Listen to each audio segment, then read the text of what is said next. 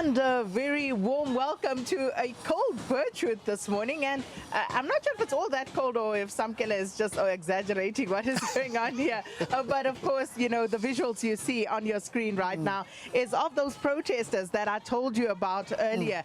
And they've been here in full voice, in song, and, you know, speaking to their displeasure, their dissatisfaction at how the issue of reparations for victims of apartheid atrocities have been treated. And Samkele Maseko joins me once again.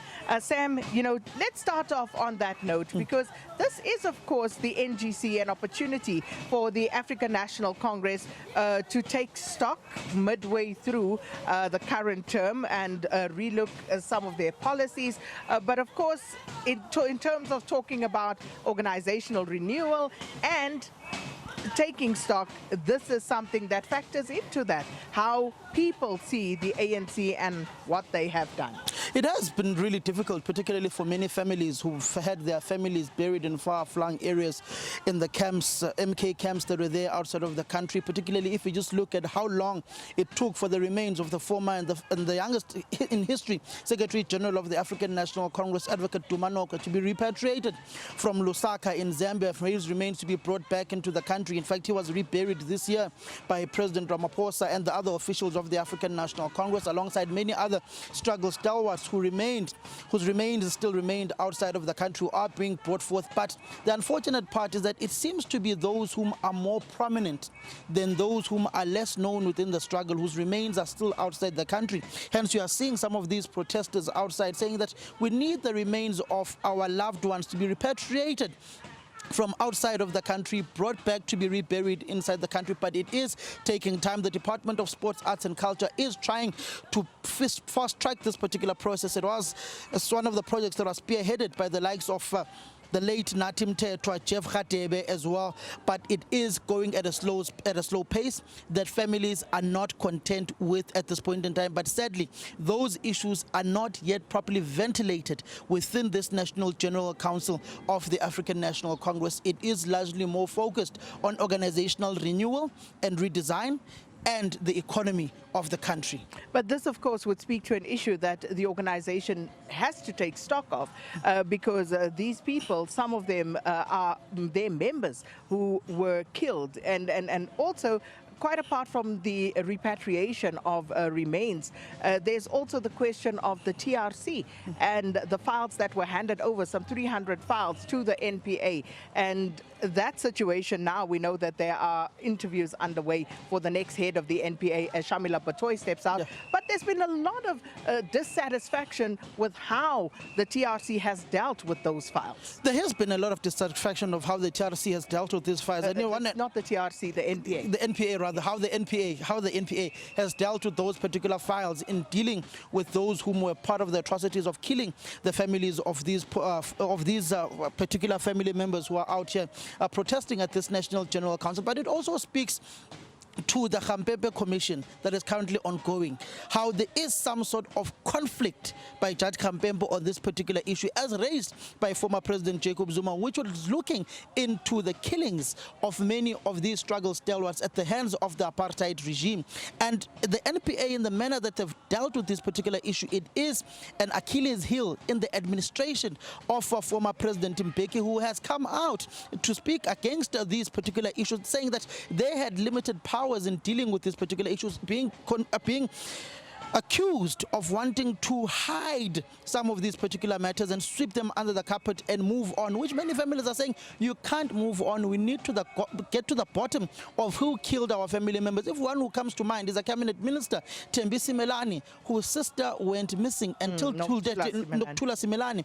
Till today, that family does not know who was behind the killing of combatant Nokuthula Simelane. And of course, more come to mind, the Ahmad Timols of this world, where the family there had said that essentially the government through the NPA was stalling, because in the end, the perpetrators, those who were fingered in those files that went from the TRC to the NPA, are all old, can't stand trial or they died.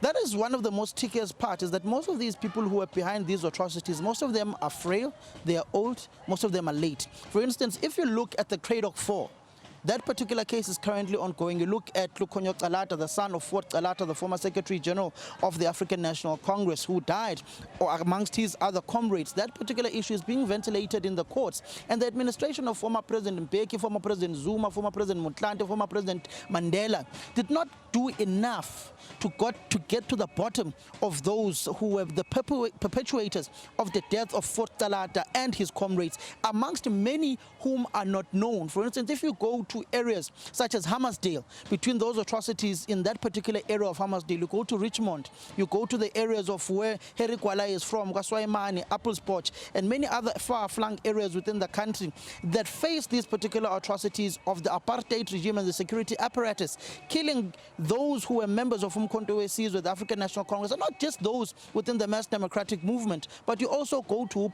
the PAC as well, APLA, who face these particular atrocities.